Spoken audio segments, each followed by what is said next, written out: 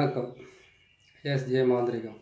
இந்த மாந்திரிகத்தில் மயான ருத்ர பூஜை செய்வது எப்படி? மயான ருத்ர பூஜை எதுக்காக செய்யணும்? நமக்கு அஷ்டகர்மம் அனைத்தையும் ஒவ்வொருத்தரும் ஒரு தேவதைகளையும் காளி, அதுக்கப்புறம் கேட்டிங்கன்னாக்கா அங்காளம்மா, நாகாளம்மா, அதுக்கப்புறம் மலையாள பகவதி, சோட்டானேகர பகவதி, இவங்க எல்லாத்தையும் வச்சு வணங்குறாங்க இல்லையா? இவங்கள வணங்குறதுக்கு முன்னாடி நம்ம செய்ய வேண்டிய முக்கியமான வேலை என்னன்னு கேட்டிங்களானாக்கா, மயான ருத்ர பூஜையை போட்டே ஆகணும். மாந்திரிக பலிதம் வரணும்னு கேட்டிங்கனாக்கா மயான பூஜை போட்டே ஆகணும். மாந்திரிகத்தில் நீங்கள் வெற்றி பெறணுன்னாக்கா மயான பூஜையை போட்டே ஆகணும். மாந்திரிகத்தில் நீங்கள் இடைவிடாது ஜெயிக்கணும்னு கேட்டிங்களானாக்கா அதுக்கு மயான ருத்ர பூஜை போட்டே ஆகணும். அதே மாதிரி கேட்டிங்களானாக்கா மயான ருத்ர பூஜையை நீங்கள் போட்டு முடிக்கிறீங்க. ஒவ்வொரு பூஜைக்குமே ஒரு மகத்துவமோ அதனுடைய மகிமையும் இருக்குதுன்றது உங்களுக்கும் தெரியும், எனக்கும் நல்லா தெரியும். இருந்தாலும் மயான ருத்ர பூஜைக்கு மட்டும் கேட்டிங்கனாக்கா அதிகப்படியான பலமும் அதிகப்படியான சக்தியும் அதுக்கு கிடைக்குது. அதுலேருந்து நமக்கு கிடைக்கும். அதுவும் கேட்டிங்கனாக்கா சாதாரணமாக கிடைக்காது. மயான ருத்ர பூஜையை கேட்டிங்கன்னாக்கா ஆதிவாரம் சொல்லக்கூடிய ஞாயிற்றுக்கிழமையில் அதிகாலையிலேருந்து 2 மணிலேருந்து 4:30 மணிக்குள்ளே செய்து முடிக்கணும். 2:30 மணி மட்டும்தான் டைமிங் கிடைக்கும் அதுக்கு. அந்த டைமில் மயானத்திலே செய்ய வேண்டிய பூஜை தான் அது. அந்த இதை கொண்டாந்து வீட்டில் செய்கிறது, வீட்டில் எடுத்து போய்ட்டு அங்கே செஞ்சுட்டு வர்றதெல்லாம் கிடையாது. மயானத்தில் செய்கிறது, மயான சாம்பலில் செய்கிறது. அந்த சக்கரத்தை தான் போட்டிருக்கேன். இந்த சக்கரத்தை நீங்கள் இந்த சக்கரத்தை செம்பு தகட்டால் எழுதிடுங்க. எழுதிட்டு இதுக்கு 4 நிமிஷம் மட்டும் பலி கொடுங்க. ஏன்னு கேட்டிங்களானாக்கா இதுக்கெல்லாம் பெரிய அளவில் நீங்கள் செலவு பண்ணுறதில்லை. அதுக்கப்புறம் கேட்டிங்கனாக்கா கல், சுருட்டு, கருவாடு, அதுக்கப்புறம் கேட்டிங்கன்னா சாராயம், அதுக்கப்புறம் கேட்டிங்களானாக்கா அதுக்கு தேவையான எதாவது சொல்லிக்கிற அவல், பூரி, கடலை, அதுக்கப்புறம் பத்தி சூடை இதெல்லாம் எடுத்துக்கிட்டிங்களா? இதெல்லாம் எடுத்து முடிச்சிட்டிங்க. அதுக்கப்புறம் கேட்டிங்கன்னா இது ஒரு வாழை இலையில் நீங்கள் படையல் போடுறீங்க. எல்லாமே மயானத்தில் தான் செய்யணும். அதுவும் கேட்டிங்கன்னா 2லேருந்து 4:30 மணிக்குள்ளே தான் செய்யணும் இந்த பூஜையை. இந்த சக்கரத்தை கூட அந்த படையலை போட்டதுக்கு அப்புறம் தான் செய்யணும். மயானத்தில் பார்த்தீங்கன்னாக்கா தெற்கு முகமாக உக்காந்து, அது கேட்டிங்கன்னா எரிமேடை இருக்குது பார்த்தீங்களா, பணத்துங்களை எரிக்கிறாங்களே அந்த இடத்துல தெற்கு முகமாக உக்காந்துக்கிட்டு நீங்கள் உடம்பு மேலே சட்டை இல்லாமல் வெறும் கீழே இருக்கிற ஒரு துண்டோடு உக்காந்துக்கிட்டு கீழே உக்காருங்க. கீழே உக்காந்து என்ன பண்ணணும்னு கேட்டிங்கன்னாக்கா மயான சாம்பலில் முதல்ல இந்த சக்கரத்தை எடுத்து நீங்கள் அந்த இடத்துல நீங்கள் போடுறீங்க. இந்த சக்கரத்தை இது மாதிரி போட்டுட்டு 4 பக்கமாக சூலத்தை போட்டிருக்கோம். சூலம் போட்டிருக்கிற அந்த பிரம்மனுடைய வட்டம் சொல்லக்கூடியதுல பார்த்தீங்கன்னாக்கா இதில் 3 மட்டும்தான் இருக்குதுன்னு நினைக்காதீங்க. 3 மட்டும்தான் சிவனுடைய அச்சாரம் போட்டிருக்கோம், ருத்ரனுடைய அச்சாரம் போட்டிருக்கோம். நீங்கள் முக்கோணத்தை போட்டு நினைக்காதீங்க. அதே மாதிரி 4 மூலையிலையும் பாருங்கள். 4 மூலையிலுமே உங்களுக்கு கேட்டிங்கன்னாக்கா அதே முக்கோணம் மாதிரி தான் இருக்கும். அந்த முக்கோணத்துக்குள்ளே பார்த்தீங்கன்னாக்கா நான் பீஜத்தை போட்டிருக்கேன். அந்த பீஜத்தை உங்களுக்கு நான் தெளிவாக சொல்கிறேன், நீங்கள் பார்த்துன்னு தெரிஞ்சுக்கலாம். சரிங்களா? இப்போ இந்த மயான ருத்ரனுடைய பூஜையை நீங்கள் போடுறீங்க. மயான ருத்ர பூஜையை போட்டதுக்கப்புறம் கேட்டிங்கன்னாக்கா அதுக்கப்புறம் நீங்கள் மாந்திரிகத்தில் எல்லாமே செய்து முடிக்கலாம். எல்லாமே உங்களுக்கு வசமாகும். வசமாகிறதுக்காக தான் இந்த பூஜையை போடுறது. இது ஒரே நாள் ஞாயிற்றுக்கிழமை போட்டு முடிக்கிறது இல்லை. ஒரு நாள் பூஜையை போட்டு 48 நாள் இந்த மந்திரத்தை சொல்லிவிட்டு இந்த 48 நாளுமே கேட்டிங்களானாக்கா நீங்கள் அந்த மயான சாம்பல்லே புதைச்சி வைக்கணும். புதைச்சி வச்சுட்டு ஒன்றுக்கு 2 இல்லை 3 இல்லைன்னு கேட்டிங்கனாக்கா ஒரு 8 பிணமாவது எரியணும். அது எரிஞ்சதுக்கப்புறம் தான் தகட்டை கொண்டு இதை நீங்கள் தாயத்தில் அடைச்சி இதை போட்டுக்கணும். இதை அடைச்சி நீங்கள் போட்டுக்கிட்டாவே போதும். உங்களை பார்த்த உடனே பேய் பிசாசு பிடிச்சவங்க கூட அவங்க உங்ககிட்ட அதாவது கேட்டிங்க உங்களை பார்த்தோன்னா அவங்க உடம்புக்குள்ளே ஒரு நடுக்கம் ஏற்படும். ஒரு நடுக்கம் ஏற்பட்டு அவங்க நீங்கள் சொல்கிறபடியெல்லாம் கேட்கறதுக்கு ஆரம்பிப்பாங்க. நீங்கள் சொல்கிறபடியெல்லாம் செய்கிறதுக்கு ஆரம்பிப்பாங்க. அந்த மயான ருத்ரனுடைய சக்கரத்தையும் அந்த பூஜையை நீங்கள் இந்த சக்கரத்தை போடுறீங்க. அந்த பூஜையை நீங்கள் போடுறீங்க. என்னைக்கு போடுறீங்க? ஞாயிற்றுக்கிழமை அன்றைக்கி விடிய காலம் 2லேருந்து 4:30க்குள்ளே இந்த பூஜையை போடுறீங்க. எங்கே போடுறீங்க? மயானத்தில் தான் போடணும். மொத்தத்தையும் நீங்கள் ரெடி பண்ணி வச்சுக்கணும். அதுக்கு முன்னால் ரெடி பண்ணி வச்சுக்கிட்டு அதுக்கப்புறம் கொண்டு போய் இதை அந்த மாதிரி அதுக்கு என்ன பண்ணி கேட்டீங்கன்னாக்கா தெற்கு முகமாகவே தான் நீங்கள் உக்காரணும். தெற்கு முகமாக தான் விளக்கேற்றி வைக்கணும். எந்த எண்ணெயில் ஏற்றி வைக்கணும்? நல்லெண்ணெயில் ஏற்றி வைக்கலாம், விளக்கெண்ணெயில் ஏற்றி வைக்கலாம். எந்த எண்ணெயில் வேணாலும் நீங்கள் விளக்கேற்றி வைக்கலாம். விளக்கேற்றி வச்சுட்டு நீங்கள் அவங்கள என்ன பண்ணுறீங்க கேட்டிங்கன்னாக்கா உக்காந்துக்கிட்டு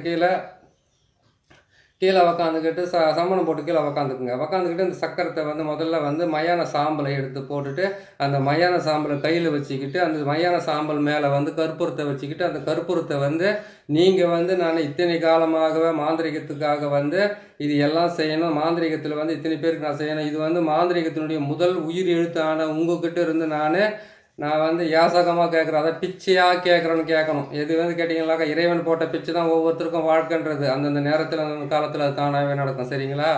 இதை நீங்கள் செய்யணும். இதை செய்து முடிக்கிறீங்களா? இதை செய்து முடிச்சோடனே இந்த தகட்டை எழுதுறீங்க. அந்த தகட்டுக்குள்ளே பாருங்கள் 3 வந்து கேட்டிங்களானாக்கா ருத்ரனுடைய, அதாவது கேட்டிங்கன்னா சிவனுடைய வீடுன்னு சொல்லி முக்கோண வீடு இருக்குது. அந்த பக்கம் பார்த்தீங்கன்னா 4 பக்கமும் இருக்குது, 4 பக்கம் இருக்குது. 4 அந்த பக்கம் 3 சூளம் இருக்குது, இந்த பக்கம் 3 சூளம் இருக்குது, இந்த பக்கம் 3 சூளம். உள்ளவங்க பார்த்தீங்கன்னா சூளம் தான் போட்டிருக்கோம். ஏன்னு கேட்டிங்கனாக்கா அந்த சூளத்தை போட்டு மேலே வந்து ஓம் என்ற எழுத்து எழுதிட்டு மசிவாயன்ற எழுத்து மட்டும் சுற்றிலும் போட்டிருக்கேன். மசிவாயன்னு போட்டிருக்கேன்னா அதை போட்டு முடிச்சிட்டேன். உள்ளே பாருங்கள் நீங்கள் மேலே வந்து பார்த்தீங்கன்னா மேலே இருக்கிற ஒரு கட்டத்தில் பார்த்தீங்கன்னா மா இருக்கும், இதில் பார்த்தீங்கன்னா சி இருக்கும், மசி. இந்த பக்கம் பார்த்தீங்கன்னாக்கா சி இருக்கும், இந்த பக்கம் பார்த்தீங்கன்னா மா இருக்கும், இந்த பக்கம் பார்த்தீங்கன்னாக்கா மசின்னு வருது. புரியுதுங்களா? அதுக்கப்புறம் உள்ளே பார்த்தீங்கன்னா ஓம் ருத்ராய நம, ஓம். இது மட்டும்தான் விஷயமே. அது உள்ளே இருக்கக்கூடிய 3 இருக்குது பார்த்தீங்களா, முக்கோணன்றது. அது 3த்துல வந்து சி சி சின்ற எழுத்து மட்டும்தான் இருக்கும். இதை மட்டும்தான் நீங்கள் போட வேண்டியது. இதுக்குள்ளே இருக்கக்கூடிய பீஜ எழுத்து. இந்த பீஜ எழுத்தை நீங்கள் போட்டுட்டீங்க, போட்டு முடிச்சிட்டீங்க. இதுக்கு என்ன பண்ணீங்க, கல் சாராயம் சொல்லக்கூடிய கொஞ்சம் அதுக்கிட்ட மது மாமிசம் இருக்கணும் எப்பவுமே. வந்து ருத்ர பகவானுக்கு வந்து மது மாமிசம், அதுக்கப்புறம் கேட்டிங்கன்னாக்கா எல்லா விதமான கலைகளில் வந்து தேர்ச்சி பெற்று இருக்கிறதுனால வந்து இதை நீங்கள் செய்து முடியுங்க. செய்து முடிச்சிட்டிங்க.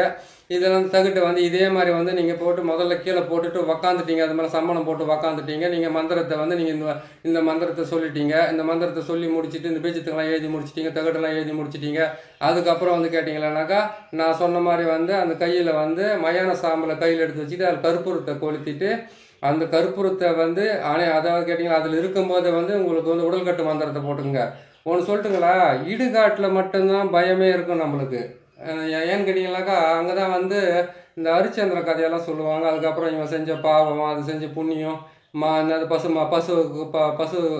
மாட்டுக்கு பால் கொடுக்காத போனோம், குறை மரக்காலம் ஆலந்தவனும் இவன் கூட தண்டனை நாங்கள் சொல்கிறாங்க இல்லையா, அந்த மாதிரி வந்து அங்கே தான் சொல்லுவாங்க. அங்கே தான் ஆத்மாக்களெல்லாம் வந்து அடங்கி கிடக்கும். மயானத்தில் வந்து நீங்கள் நம்பி போகலாம். ஏன்னு கேட்டால் ருத்ரனுடைய ருத்ரன் இருக்கிற இடம், ருத்ரன் இருக்கிற இடத்துல வந்து அவருக்குள்ளே தான் மொத்தமே வந்து அடங்கி கிடக்கும். எப்பேற்பட்ட பேய் பிசாசு பூத பிரேத ஆத்மாக்களாக எதுவாக இருந்தாலும் அவர்கிட்ட தான் அது அடங்கி இருக்கும். நீங்கள் நம்பி நாங்கள் மயானத்தில் பணம் எரிஞ்சிக்கிட்டு இருக்கும்போது அந்த பணத்துக்கு பக்கத்தில் உக்காந்து சக்கரத்தை போட்டு உக்காந்து மந்திரத்தை சொல்லணும்.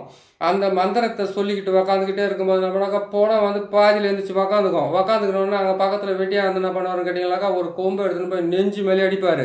அடித்தோன்னு அப்படியே கீழே சாயும். அது எந்திரிச்சு உக்காரும்போது நம்ம ஈரக்கோழியே நடுங்குற மாதிரி இருக்கும் ஆரம்பத்தில். இப்போல்லாம் வந்து கேட்டிங்கனாக்கா அது எரிஞ்சிக்கிட்டு இருக்கும்போது பக்கத்துலேயே உக்காந்து மந்திரம் சொல்கிற அளவுக்கு வந்து நமக்கு எல்லா விதமான ஒரு இதுவும் கடவுள் வந்து கொடுத்துருக்குறாரு. ஒரு டைமில் மட்டும்தான் அப்படி பயந்துக்கிட்டு இருந்தோம்.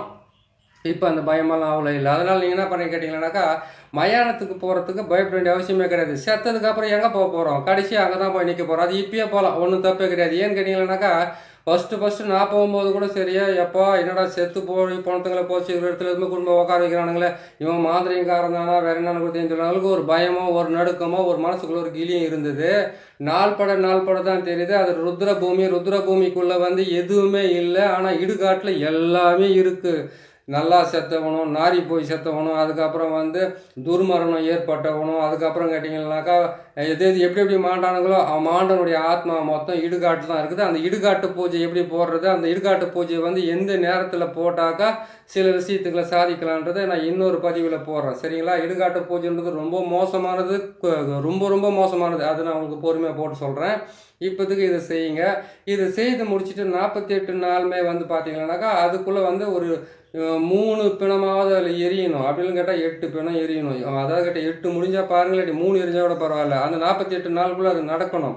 அப்படி நடக்கலைன்னு சொன்னீங்கன்னாக்கா அதனால் கொஞ்சம் வெயிட் பண்ணி தான் அது எடுக்க வேண்டியதாக இருக்கும். அதுக்கப்புறம் அந்த தகுட்டை நீங்கள் கொண்டு வந்து அந்த தகுட்டை வந்து நீங்கள் என்ன பண்ணுறீங்க கேட்டீங்கன்னாக்கா ஒரு தாயத்து ஒன்று வாங்கிக்கோங்க. அந்த தாயத்துக்குள்ளே வந்து இதை போட்டு அடைச்சிக்கோங்க. அடைக்கிறதுக்கு முன்னாடி வந்து இதுக்கு இன்னொரு படையில் நீங்கள் போடணும். இன்னொரு படையில் போட்டு அவருக்கு வந்து கேட்டிங்கன்னாக்கா நான் செய்யக்கூடிய எல்லா விதமான அஷ்டகர்மங்களுக்கும் பக்கத்துணையாக இருந்து பூத பிசாசு ஆத்மாக்களுக்கெல்லாம் வந்து எனக்கு கட்டுப்பட்டு இருக்கிறதுக்கு உண்டான வழிகளை வந்து நீங்கள் சொல்லுங்கள். மந்திரத்தை சொல்கிறேன் நான் இப்போ மூல மந்திரத்தை நான் சொல்கிறேன்.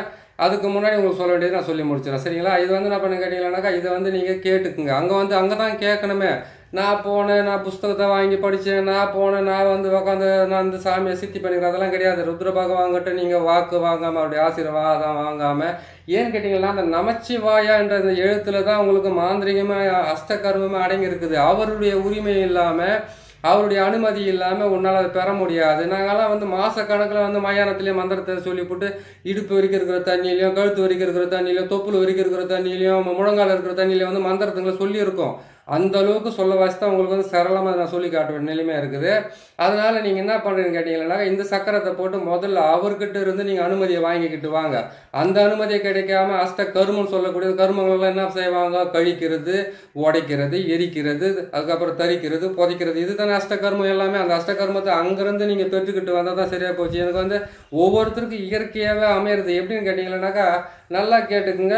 எல்லாமே இருப்பாங்க. அவங்க வந்து ஒரு மைய வாங்கி வச்சுக்கிட்டு இருப்பாங்க. அவங்க வந்து புருவத்தில் வச்சுக்கிறாங்களோ இல்லைன்னு கேட்டிங்கன்னா நெத்தியில் வச்சுக்கிறாங்களோ, அவங்களுக்கு வந்து ஒரு ஆத்மா வந்து காதில் சொல்ல அவங்க வந்து குறி சொல்கிற மாதிரி சொல்கிறதுக்கு ஆரம்பிப்பாங்க. அதெல்லாம் இருக்கும்போது இதுவும் இருக்குது, நம்பி நீங்கள் போய் செய்யலாம். புரியுதுங்களா? இது செய்து நீங்களும் சாதிக்கலாம். உங்களாலே வந்து வாழ்க்கையில் வெற்றி பெற முடியும்.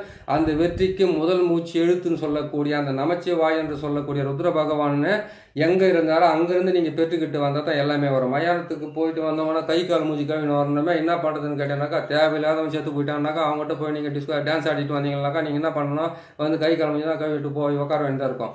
இன்னொன்று பார்க்க போனாக்கா, ஒவ்வொரு மனுஷனுமே வந்து வாழும்போது தான் நிறக வாழ்க்கை வாழ்ந்துனுங்கிறான். செத்ததுக்கு அப்புறம் அவன் தெய்வலோகத்தை போய் சேர்றான். ஏன்னு கேட்டிங்கனாக்கா, அந்த உடம்பு அந்த உயிர் வாடகைக்காக வாங்கிட்டு வந்ததுக்காக என்ன ஆட்டம், என்ன ஒரு நல்லது செய்கிறதும் கெட்டது செய்கிறதும், ஒருத்தனுக்கு விரோதி ஆகிறதும், ஒருத்தனுக்கு இது ஆகிறது, எப்படியோ வாழ்க்கையில் வாழ்ந்து போய் இறந்து போனோம். அவங்கக்கிட்ட நமக்கு எதுக்கு மனசுக்குள்ளே வந்தது விரோதம்? அவங்க இறந்தவங்க மொத்தம் தெய்வத்தினுடைய இதில் போய் சேர்ந்துடுறாங்க, ஐக்கியமாயிடுறாங்க. அதனால் நீங்கள் அங்கே மயானத்தில் போயிட்டு நீங்கள் பூஜை போட்டு வரதுல ஒன்றும் தப்பே கிடையாது. இடுகாட்டில் போய் பூஜை போகிறதுக்கு தான் வந்து ரொம்ப கஷ்டப்படும். இது ஞாயிற்றுக்கிழமை அன்றைக்கி வந்து நீங்கள் விடிய காலம் 2 மணிக்கு போங்க. 12 மணிக்கு மேலே 2 மணி இருக்குது இல்லையா? அப்போ போய் உக்காந்து இந்த பூஜை போட்டுட்டு வந்துட்டீங்கன்னாக்கா, அதுக்கப்புறம் 48 நாள் பொறுத்து வந்து இந்த தகட்டை கொண்டு வந்து நீங்கள் தாயத்தை அடைச்சி போட்டுக்கலாம். தாயத்தை நீங்கள் போட்டிங்கன்னாவே போதும், உங்களுக்கு வந்து அஷ்டகர்மம் உங்கள் வசப்படும்.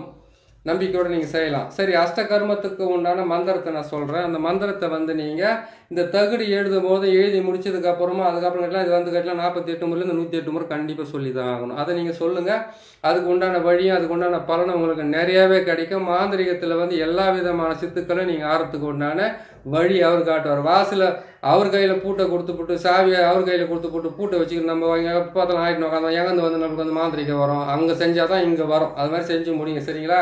மந்திரத்தை சொல்கிறேன் பாருங்கள். இந்த மந்திரத்தை பொறுத்த வரைக்கும் ரொம்ப முக்கியமான மந்திரம். தெய்வ ஞாபகம் வச்சு பொறுமையாக சொல்கிறேன், எழுத்து கூட்டின்னு சொல்லி விட்டுறேன் நான்.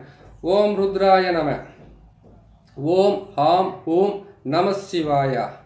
மாசான ருத்ரா, சகல தேவதைகளும் பூத பிரேத ஆத்மாக்களும் பிரம்ம ராட்சதங்களும் சர்வமும் உன்வசம். உன்னை நினைத்தேன், பாதம் பணிந்தேன், அஷ்ட கர்மமும் அடியனுக்கு அருள்வாய். இஷ்ட தெய்வமாய் நீ என்னை காப்பாய். ஓம் நம சிவாயா, ஓம் நம சிவாயா சுவாயா. இதுதான் இதனுடைய மந்திரம். இந்த மந்திரத்தை உக்காந்து 108 முறை சொல்லுங்கள். முதல்ல இந்த மந்திரத்தை 108 முறை சொல்லி அதுக்கப்புறம் ஒவ்வொன்றா நீங்கள் செய்துக்கிட்டு வாங்க. 48 நாள் பொறுத்து இதை அடைச்சிக்குங்க. இதை விட வந்து கேட்டிங்கன்னாக்கா, மாந்திரிகத்தில் வந்து ஜனமே வரமாட்டேங்கிறாங்க. ஜனமே நமக்கு வந்து அதுக்குன்னு ஒரு மூலிகைங்கள்லாம் இருக்குது. அந்த மூலிகைங்களெல்லாம் வேரா பின்னி அதுக்குள்ள வந்து இந்த நம்ம ஆம்ஸ் இருக்குது பார்த்தீங்களா, 4 ஆம்ஸ் இருக்குது பார்த்தீங்கன்னா, ஆம்ஸில் வந்து பார்த்தீங்கன்னாக்கா ஒரு இது மாதிரி போட்டுன்னுப்பாங்க, என்னது காப்பு மாதிரி போட்டுருப்பாங்க பார்த்தீங்கன்னா. அதில் வந்து 108 மூலிகைகள் அடைக்கிறது இருக்குது, வேருங்களை அடைச்சி போட்டுக்கிறது இருக்குது, கழுத்தில் போகிறதுல வேருங்களை போகிறது இருக்குது. அதெல்லாம் உங்களுக்கு நான் ஒவ்வொன்றா சொல்லிக்கிட்டு வரேன். ஜனவசியத்துக்கு தனவசியத்தை விட முதல்ல மாந்திரிகத்தினுடைய ரகசியம் என்னான்னு தெரிஞ்சாவே போதும், உங்களுக்கு எல்லாமே ஈஸியாகவே வரும். சரிங்களா? இந்த மந்திரத்தை வந்து நீங்கள் தெளிவாக உக்காரும் போது சொல்லுங்கள், எந்திரிக்கும் போது சொல்லுங்கள், நீங்கள் படுக்கும்போது சொல்லுங்கள். எப்பவுமே இந்த மந்திரத்தை சொல்லிக்கிட்டுருங்க. எப்படிடா நம்ம மயான ருத்ரனுடைய மந்திரத்தை சொன்னோம்னாக்கா வீட்டுக்குள்ளே எதுவும் ஆகுமா? எதுவுமே ஆகாது. அவர் ருத்ர மட்டும் நான் குடும்பத்தோட வாழாமல் குடிச்சவத்தில் வாழ்ந்துருந்தார். அவர் கூட தான் குடும்பம் பிள்ளைகள் அவருக்கு வந்து எல்லாமே இருந்தாங்க. எதுக்குன்னு கேட்டிங்களானாக்கா, அவர் எல்லா ஜனங்களும் வந்து இருக்கிற பாவத்துங்களெல்லாம் வந்து சொல்லி அவர் பாவத்தை தாங்க முடியாது. அந்த இடத்துல நம்ம வாழ்ந்துட்டு வந்தாங்க. புரியுதுங்களா? அப்பேற்பட்ட ஹரிச்சந்திரன் அரசனாக வாழ்ந்த ஹரிச்சந்திரனை மயானத்தில் போய் பிறத்துங்களை வச்சுன்னு உக்காந்துக்கிறாருன்ற ஒரு பெரிய கதையே இருக்குது. புரியுதுங்களா? அப்படி இருக்கும்போது வந்து அங்கெல்லாம் போகிறதுக்கு பயப்பட வேண்டிய அவசியமே கிடையாது. தாராளமாக போகலாம், தாராளமாக செய்யலாம். அவரை நம்பி போனவங்களை யாரும் கைவிடுறதில்லை. என்னைக்கு இருந்தாலும் ஒரு நாளைக்கு அங்கே தானே போய் நம்ம விழ போகிறோம். அதனால் நீங்கள் பார்த்து செய்யுங்க, நல்லபடியாக செய்யுங்க, நல்லபடியாக செய்து முடியுங்க. நீங்களும் செய்யுங்க, மற்றவங்களும் செய்து விடுங்க. நீங்கள் முதல்ல செய்துக்கிட்டீங்களா உங்களுக்கு ரொம்ப நல்லது நடக்கும். சரிங்களா? நீங்கள் கேட்டீங்க மயான ருத்ரனுடைய பூஜைன்றது வந்து ஏதாவது ரொம்ப கடுமையாக இருக்குமா, ஏதாவது ஒன்று போட்டு கொடுத்துருக்கோம் பாருங்கள். கடுமையாகவும் இருக்கும், உங்களுக்கு ரொம்ப வந்து பக்கபலமாகவும் இருக்கும். இது செய்து முடிங்க, நல்லபடியாக செய்யுங்க, நல்லது செய்யுங்க, நல்லபடியாக செய்து முடிங்க. நம்ம சேனலை பார்க்குறீங்க, நீங்கள் சப்ஸ்கிரைப் பண்ணுங்கள், லைக் பண்ணுங்கள், ஷேர் பண்ணுங்கள். இன்னொரு நல்ல பதிவில் உங்களை நான் சந்திக்கிறேன். நன்றி, வணக்கம்.